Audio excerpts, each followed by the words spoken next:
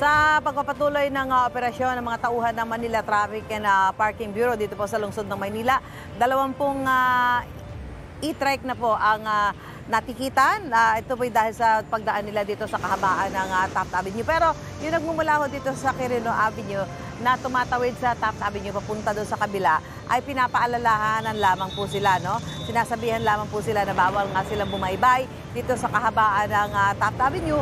At sabi nga po ng mga tauhan nitong MTPB, ito po ay bilang pagsunod dito sa kautusan ng DILG na ipagbawal ang pagdaan ng mga e-trike, mga tricycle at pedicab dito po sa mga pangunahing kalsada at dito nga ho sa lungsod ng Maynila kasama sa mga hindi dapat daanan ng mga e-trike at mga pedicab tricycle ay itong kahabaan ng Taft Avenue. Kaya po nagpapatuloy ang kanilang operasyon upang siyempre ipagpatuloy na ipaalala doon sa mga gumagamit ng e-trike, mga pedicab at tricycle na huwag silang dumaan dyan dahil nga may karampatang parusa po at yun nga po yung pagtitiket sa kanila at posible din na ma-impound yung kanilang mga sasakyan kung sila patuloy na lalabag dito sa pinapairal na kautusan dito nga po sa lungsod ng Maynila. Bagamat ang pagbabawal sa pagdaan ng mga tricycle sa mga pangunahing kalsada ay ito ho ay sa buong bansa. So ito ay nagpapatuloy ang kanilang operasyon. Nakikita pa rin natin na may mga dumadaan dito at yun ho ay patuloy nilang pinapaalalahanan kung hindi naman sila dire-diretso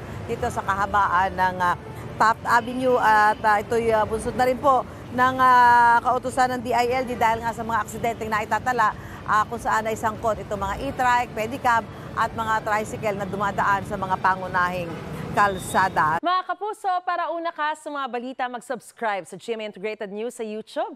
Sa mga kapuso abroad, subaybayan niyo po kami sa GMA Pinoy TV at sa www.gmanews.tv.